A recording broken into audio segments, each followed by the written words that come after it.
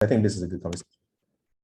So, but thanks for the indulgence. We talked a little bit about my own story. I think it's useful.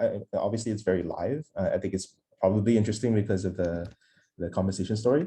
But yeah, let's talk about lampshading. So, I talked a little bit about how I use lampshading in my interviews. And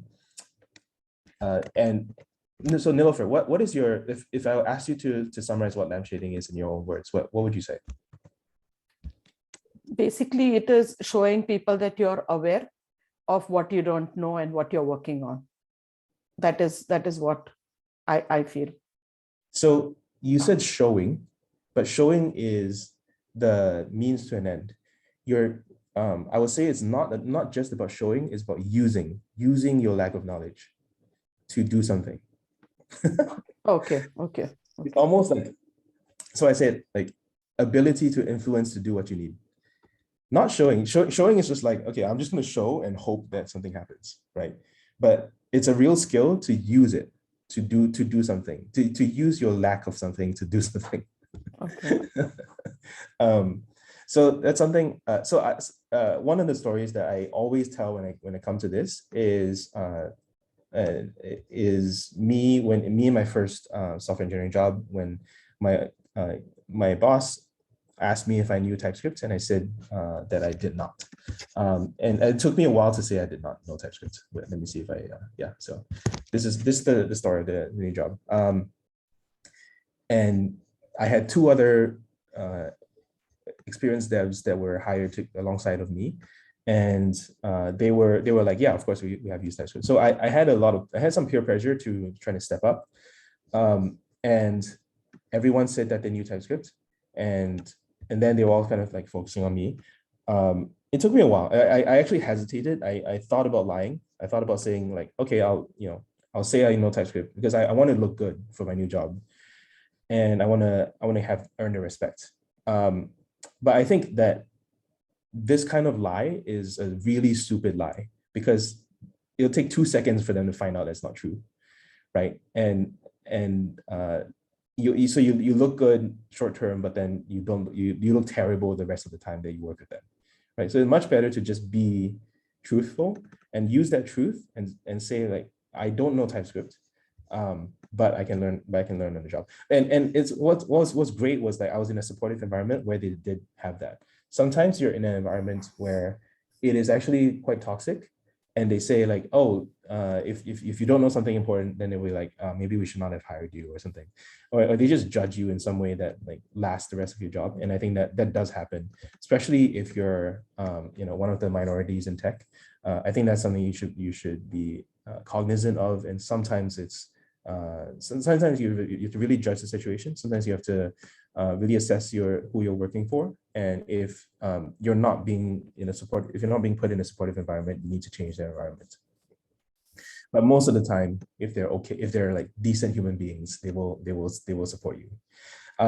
So that's the main idea of lampshading, which is like, say that you don't know something when you don't know it, but make it their job to help you, right? So they'll give you what they need to learn, what you need to learn, and that actually increases your credibility, because when you do say you know something, they believe you, right? So it's not just about the lying once, but also having the credibility of saying like, when you don't know something, they know that when you don't know something, you will say so. And they'll trust you when you say you can do stuff, and that trust is actually very important. Okay, another example of lampshading is the senior lampshading. So this one you probably have seen as well. If you have like a CEO or CTO, or for me, I had some VPs who did this a lot. He said you'll be talking in a meeting, and then they'll be saying like throwing around all these acronyms and saying all these really advanced and knowledgeable things. It's often the senior management who'll be like, I don't understand. You just give me a lot of jargon. Can you explain like I'm 5? And that again is also a form of lampshading, meaning like, everything what you just said, like maybe you're smarter than me. You're more domain expertise than me. can you explain it to a normal human being, or can you explain to like the average technical human being what that is? And I think that's a really useful skill as well, except that you're not really spending much political capital in the sense of, because you're in your senior management, you have the power already. So it's not a huge sacrifice unless you do it a lot. And if you do that a lot, then maybe you're not qualified to manage these people, and that's also a problem. So you do have to be judicious with your use of lampshading. You can't use it all the time, but I think when you use it well, the positive result is that you start learning in public, because there's nothing left to hide. There's no reason to keep it private, because they know that you don't know, and now they're incentivized to help you because they're working with you. And that's about it. So yeah, I mean, the TypeScript story resulted in me building the React TypeScript cheat sheet, which is what we talked about in the previous session. So this started as a GitHub, as a, I think if I do,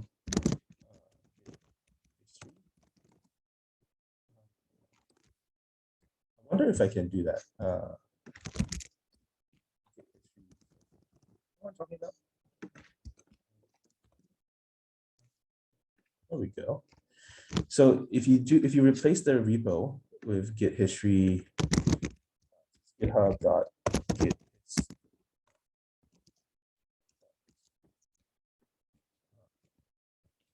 let's see if this works.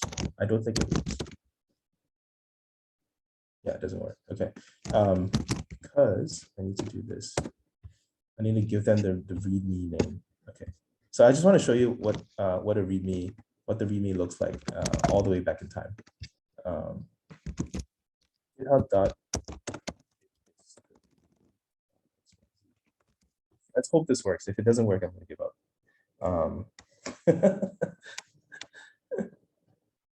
I just wanted to go back in time for you and see if I can reproduce these things. Okay, I'm looking at the chat. Omar says, on explaining things, I thought this was a good watch. What is this? Hi, my name is Amit Sahai. I saw this as well. He talks about zero knowledge proofs. I did remember commenting on here that I did not like his first two explanations, because the problem with zero knowledge proofs is that it's actually very expensive. And his first two explanations with the 5-year-old and the 10-year-old or whatever, he said the effect, but he did not explain the downside, and that's a problem. But yeah, being able to explain the same thing in 5 levels of difficulty, I think that is good, because essentially, like, what that is, what you're trying to ask the person to do here, and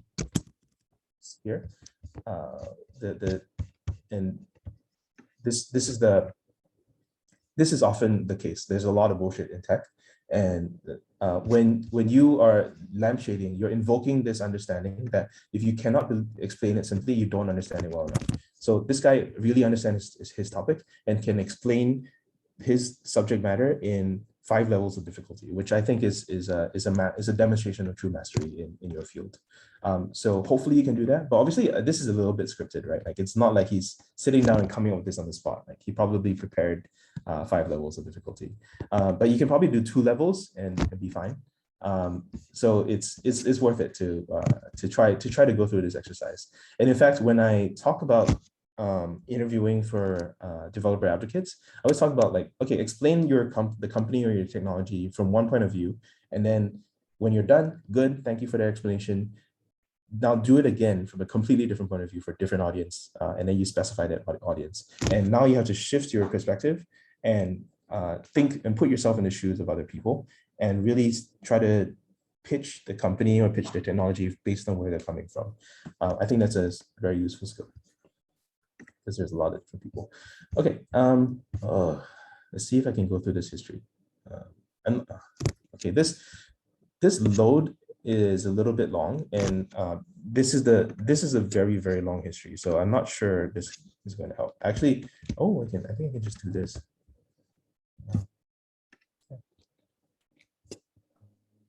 Is there a way to skip to, like, all the way to the end? I'm not sure. Okay. I'm still loading. Oh, okay. All right. So I'm sorry, it doesn't work. How do I? Does anyone know how to skip to the start of something? Okay, it looks like it's not that long. If I can go to 2017, I'm good. Okay, all right. So this repo started out like this. This is just a simple README. And then let's just skip to like day 2 of the README. It looks like this.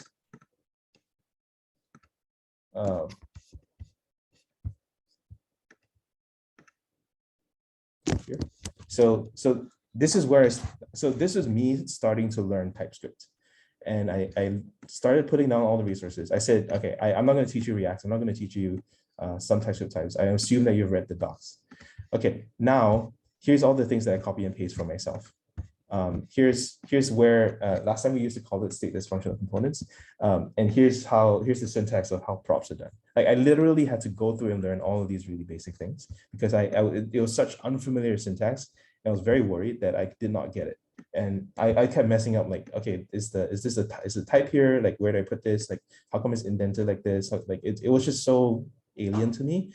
And the only way for me to do that was just to really just like write down my notes for the whole thing in a single markdown file, and then share it. And then I think that's the other thing that is about open sourcing your knowledge, which is that I shared I shared this with other people, and people started contributing PRs. And I mean, you may or may not get meaningful contributions. Sometimes they're not. They're just like sort of correcting you or giving you improvements in your understanding, and I think that's fine. I think that's a useful way to learn from other people. And if you disagree with them, you can just reject the PR. But putting that knowledge out there and using that as part of the lampshading journey, I think is super useful for people to understand like where you are at. Because I could just say like everything I know about TypeScript is here, right? This is everything I've done so far. And they'll be like, okay, you understand all these basics. From here, I know where to guide you next. And that was also very useful for my boss and my coworkers. Okay, right. I feel like I'm taking a very long time, Nilofer. So let me know if this is working for you or not. No, this is good. This is good. Thank you so much. Okay.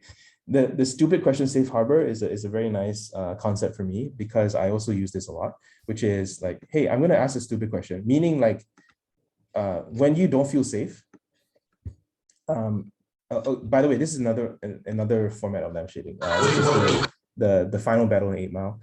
This is something that Americans, in particular, American guys in particular, think of a lot when I first explain the concept of lampshading, right? Like in this example, Papa Doc, he Eminem is in the final battle with Papa Doc, and he knows exactly what Papa Doc is going to say against him, so he uses that in his speech, in his rap. Right? He just previews everything that he's going to say, and then he just takes that power away from him and turns the audience so much against him that he's got nothing. He just walks away. He like gives up because he hands over the mic. And he just gives up. And he just walks away. And by the way, this is Anthony Mackie, who became Captain America now. I was literally just going to say that. Yeah, I know. He had a glow up, right? Exactly. He did well. He did fine. For being famous for not talking, he did very fine. So what was my point? My point being like, you wanted more examples. I have examples for you. So there's 8 Mile. There's the TV lampshading. So you can learn about lampshading in the TV business, which is where I got the name. And there's plenty of examples here. Mostly like it's funny, but then also it claims some power from a weakness that you have, and I think that's a very powerful thing, especially if you're earlier in your career. It's a skill that you want to wield sufficiently because you're facing so much imposter syndrome. You have to lean into it, and that's a very counterintuitive thing. Okay, stupid question safe harbor is basically saying I have a stupid question and then ask your question, right? But just saying like you're saying this knowing that it is a stupid question, knowing that you're performing service. The other person, if they know how this works, they'll be like, okay, there's a bit of role play going on, and the point is to improve understanding in the whole team.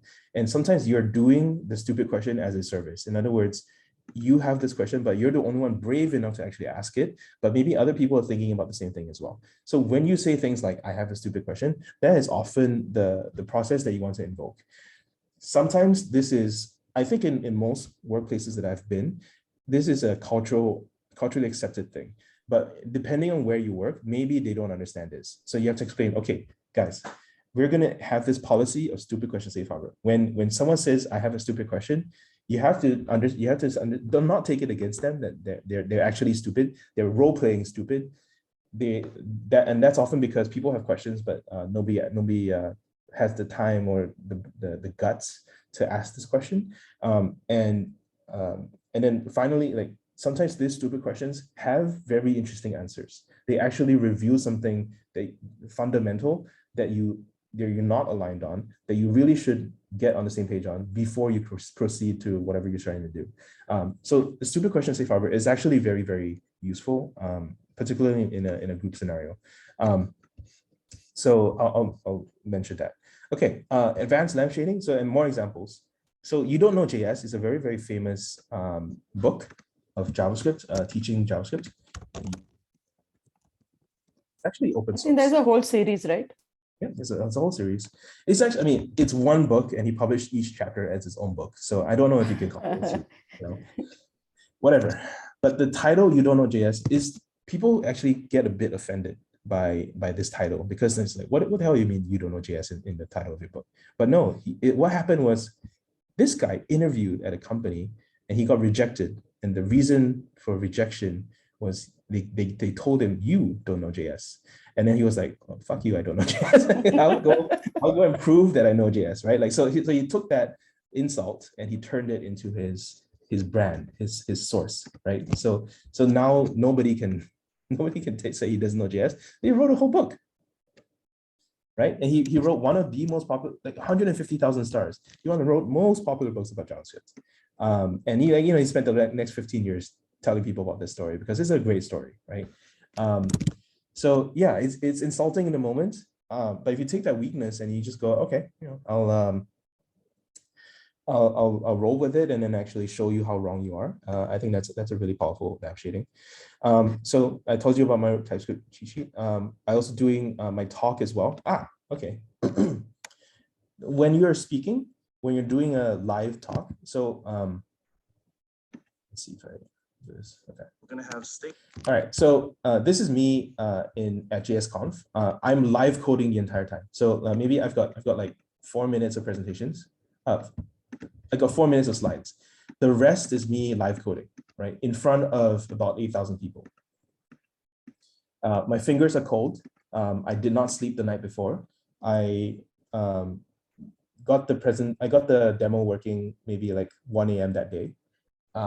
It was a pretty stressful talk. And the first time I messed up something here, I think I messed up here. Let's see. Where is it? I think so I've seen this exact thing happen, right? So trying to show you the exact point where I messed up. Okay. This is the first time I messed up. And at this point, I'm expecting 1 to change to 2, right? And 1 is not changing to 2, 1 is just sticking to 1. And I'm panicking. I'm thinking that I messed up here. So I've seen people in this exact situation completely freeze up, right? They don't know what to do. Literal deer in the headlights. They actually, like, on stage, they freeze for 2 minutes until someone comes and helps them, like helps to move them, clear them off. They're just frozen. I think that's a result. I think that is obviously a panic attack, a form of anxiety. I don't know. I mean, I'm not that person, but I saw this happen and I felt very bad for that person.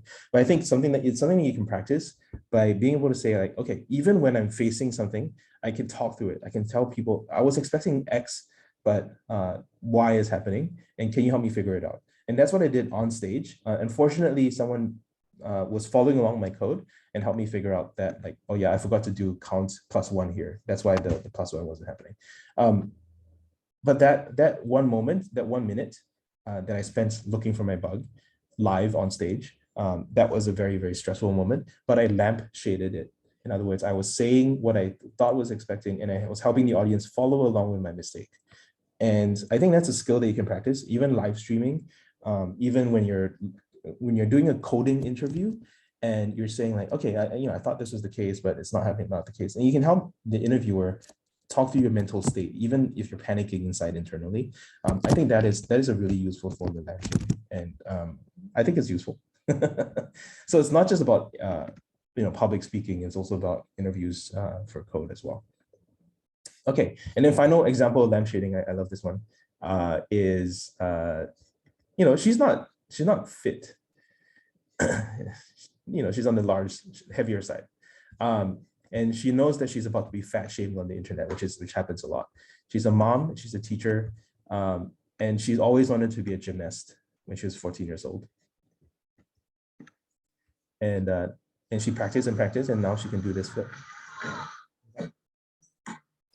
Very simple, but for her age, for her body type, it's difficult, and a lot of people liked it.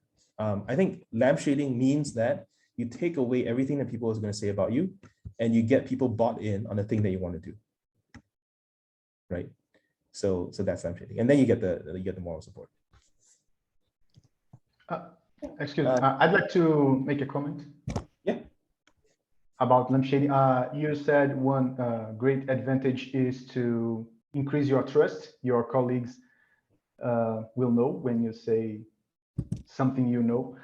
And another benefit, I think wasn't mentioned, is when you say you don't know something and then a week later, a month later, you know that thing, people will recognize that you can learn things fast. So it's another benefit to be honest upfront. Yes. And you learn it fast because there's two things, right? It's the whole learning public philosophy. Like, you learn it fast because you admitted that you don't know it, and now you have an incentive. But also people are enabled to help you because you invited them to help you. Max? Yeah, like I completely agree with. When I initially I was fortunate enough to be early on in my career in a group of people that had like a weekly status meeting of a project. It was very important people and very technical people, and somehow I was able to be part of that meeting.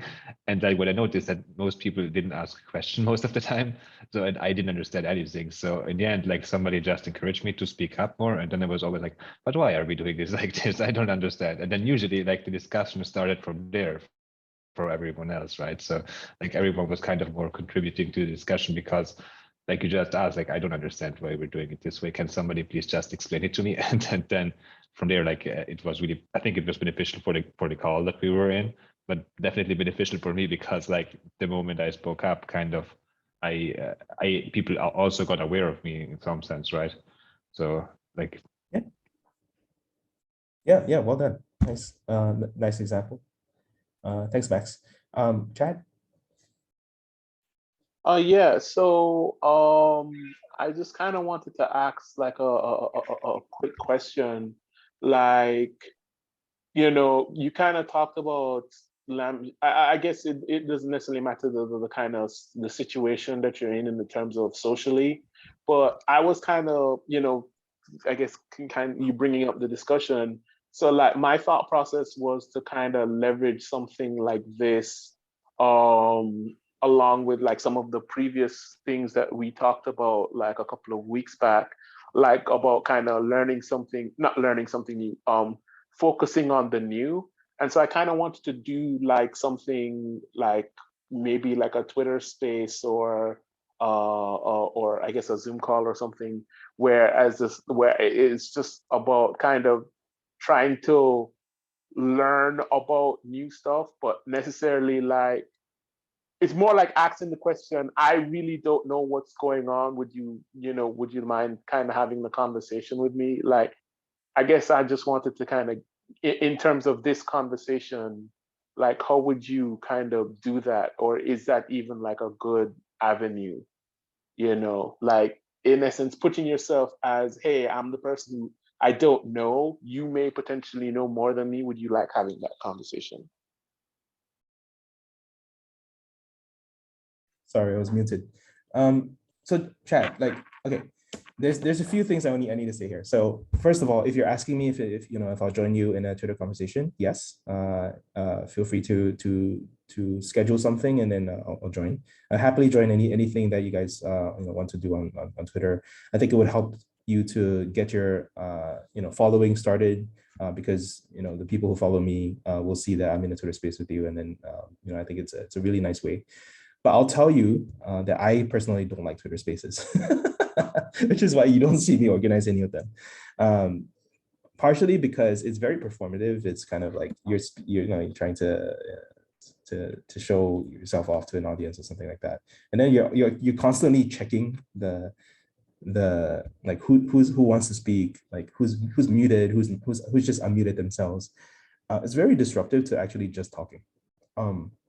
There's no chat. So if there's someone who wants to like add in something, you know, like Melio just said, like, by the way, you know, where can I find this raised hand option? Can someone help him actually?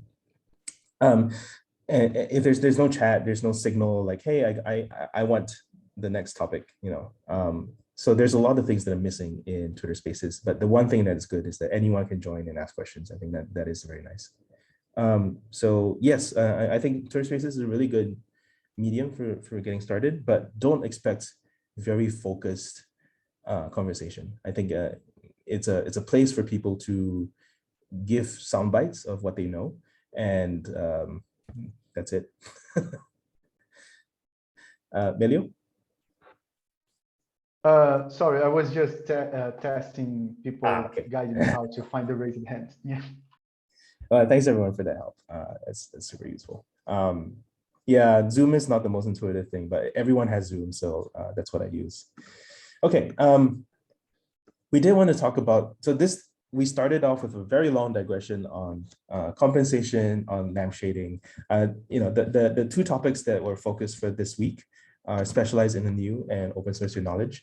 Both of this, you know, has been a big part of my career, but I think maybe specialize in the new is the most controversial one out of the Learn in Public series. The Learn in Public series is this one, this one, this one, this one, and this one. That's kind of the series of essays that I initially spec'd out before this became a book. Specializing in the new is controversial because I mean, you know, old knowledge actually is useful, right? Old knowledge is timeless. Old knowledge is fundamental. So maybe you should study the old knowledge first. And yes, you should. That's that is good. But for marketing purposes and for career advancement purposes, specializing in something new is actually very useful. And specializing in everything new is harmful. So it's a very, very nuanced opinion that maybe I should visualize, because it's I'm trying to say a lot in 4 words. But the idea is that when you're picking a market niche in something new helps you to get to mastery faster and to work and to build your network faster, because you now have something worthwhile to contribute versus something else that other people already know. If they already know that, then they're not interested in whatever you're doing. So that's the principle of specializing in the new. We also talk about specializing versus generalizing in chapter 23. So we'll talk about that in a future week. Specializing also means saying no to a lot of things. And I think this is one of the third or fourth most common questions I get about learning in public and coding careers, which is like, how do you stay on top of so many things? And the answer is I actually do not stay on top of a lot of things, right? A lot of things I treat as entertainment. I treat as like, okay, maybe someday, but like not seriously looking at it right now. And then everything else, if I view it as my job, like if I view it as critical to my career, I am on top of it. Right, like I've tried it out. I've read through all the release notes. Like I know the primary players involved. I know maybe I know a little bit of the backstory that people don't say. Right, it's very, very useful to do that kind of market intel, because you know exactly when to bet on things. There's a question here. Oh, Sonia. Okay, thanks, Sonia. All right. Sonia's been very nice on the Circle community as well. So if you prefer async rather than hanging on Discord all day, I really like the Circle community. It's really nice to see people posting on there, particularly if they they're very thoughtful comments. Okay. So yeah, the main observation for me is that it's far easier to rise up the ranks quickly in a new space than in an old crowded space. I expand on this as well in chapter 24. So like this chapter is basically like a preview chapter for a lot of the strategy stuff, because this is a lot about tech strategy.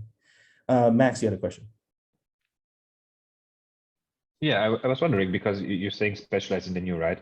So for me, kind of a bit the question is how large that new thing has to be, right? Because like there is like extremely like Svelte is a whole ecosystem, right? And React is definitely not new anymore. Yeah. But like I can maybe do like server-side components of React, or server components in React, which is definitely new, but it's a niche of an old place, right? So I'm not sure, like, what's your take on it? I think both are fine. It's just up to you. No, but Max, like your breakdown of this philosophy is really good. So let me repeat it back to you, because I want people to get that. This is something that maybe I did not do well enough myself. So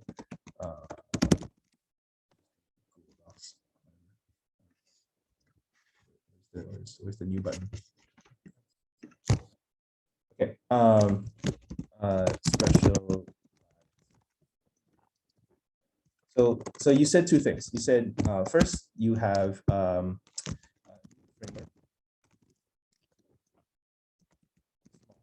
the problem is it's clearly newer, but it's small. The second thing that you said was older framework. I want to say new. I'm going to say old, newer and older. And this is a very, very common dichotomy, like React.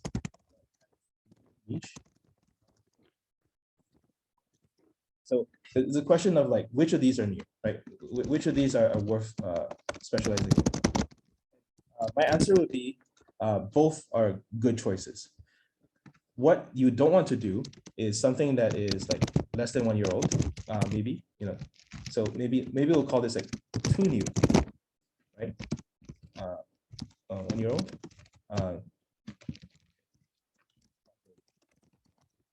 So we'll be like too small. So maybe like, only 100 people in the world will ever use this technology. Anything like that, where like, it's just like not worth specializing in for other reasons. I think that is something that you should be aware of. But either of these two approaches are completely fine. So I'll tell you how I picked between these, right? Because I actually spent a lot of time working on async React.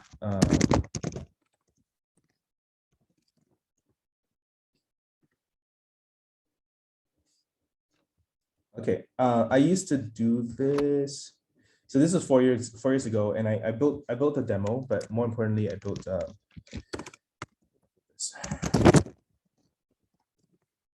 so this is me again trying to do all my notes. Oh shit. Okay. Well, I'm sorry. Okay. Well, it's no longer public, but maybe I had it in my archive.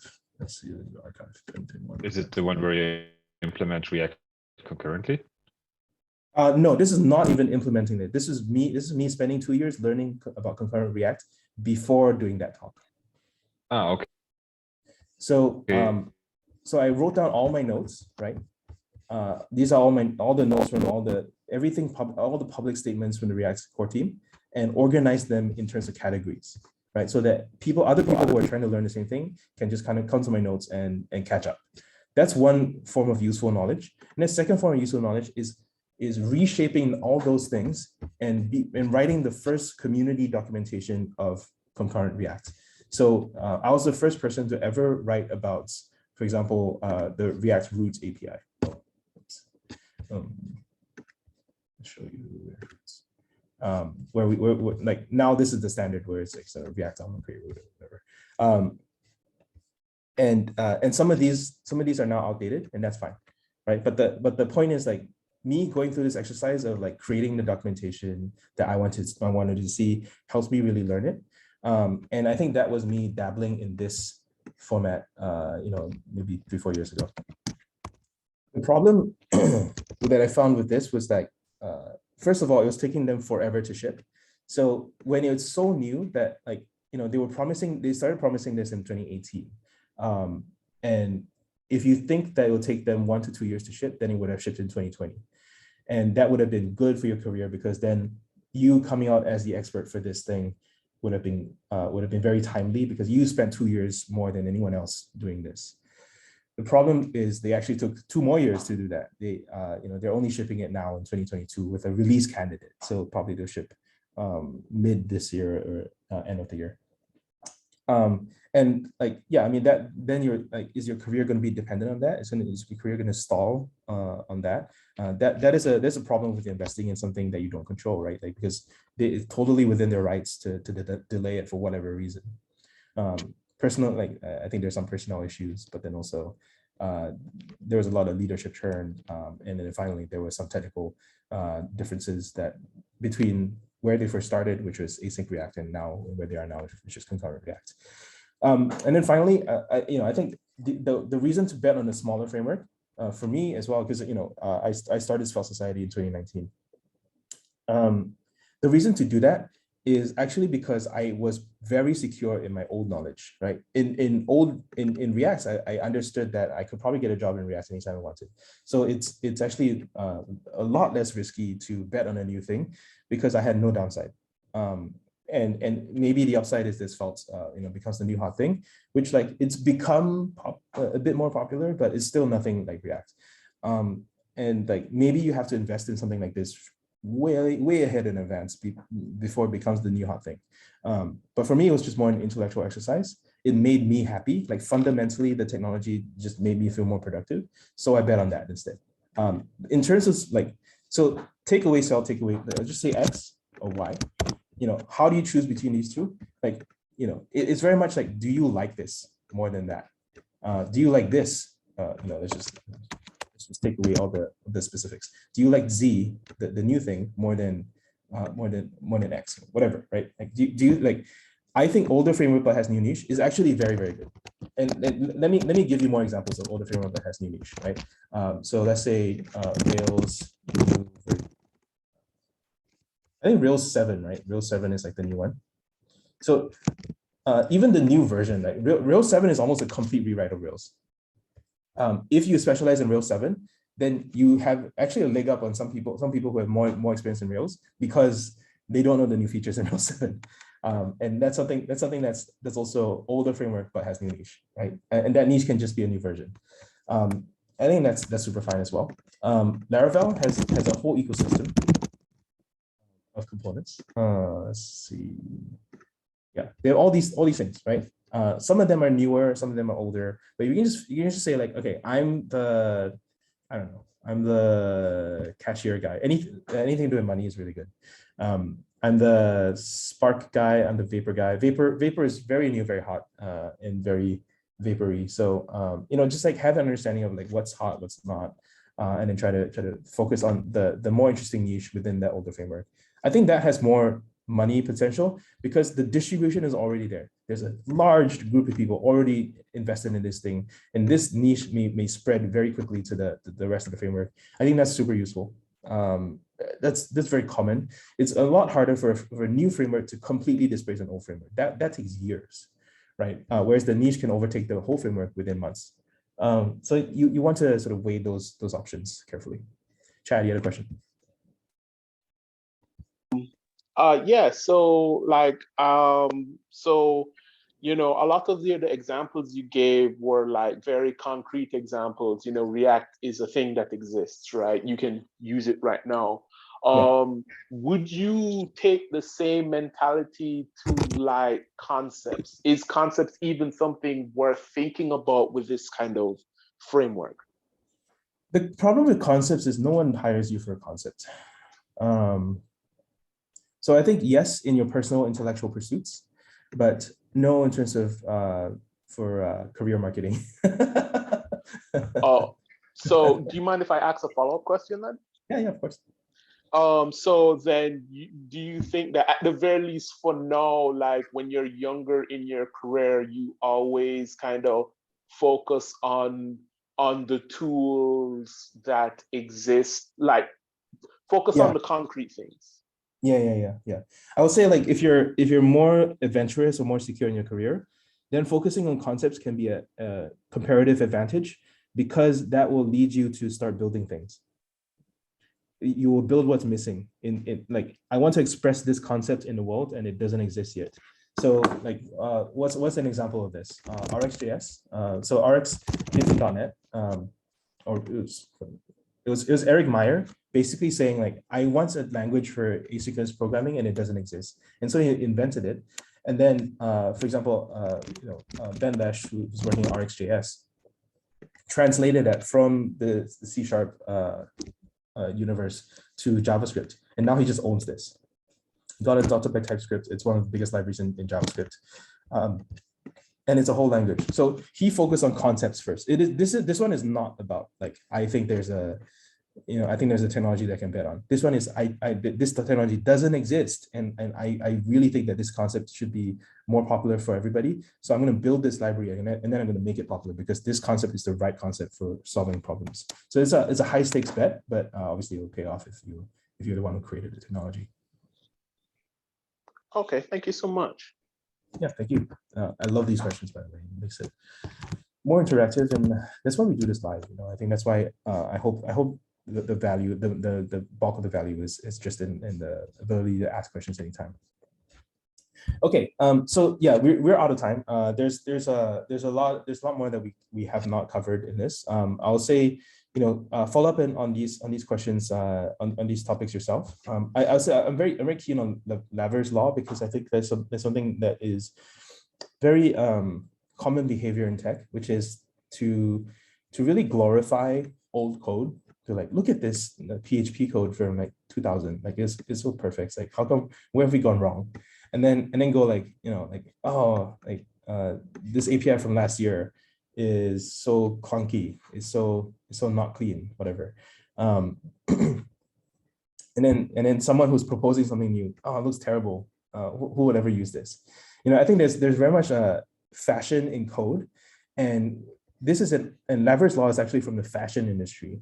And I think like we should just be aware, like this is a human tendency to glorify the distant past, to shame the near past, and to hate on the coming future, because it offends our sensibilities in some way. So I think maybe have some historical perspective of like, there's fashions in code and trends, and when you think about what to invest in or specialize in, maybe specialize in something before its time. So it has to look a little bit uncomfortable, and it has to look a little bit weird, but it's betting on megatrends. That's another chapter, the megatrends chapter. It's betting on megatrends that are going to help it become popular because of something fundamental that's going on, some shifts that's underlying technology today. Okay. Lindy compounding, this is another thing that I wanted to cover as well. But yeah, just make sure that you read through this. I think it's a very, very important chapter. And I think that it's something that the more you understand, like you're taking bets of a career rather than running up a established ladder, the better you'll get it. Like, I think career ladders do one thing bad for you. Sorry.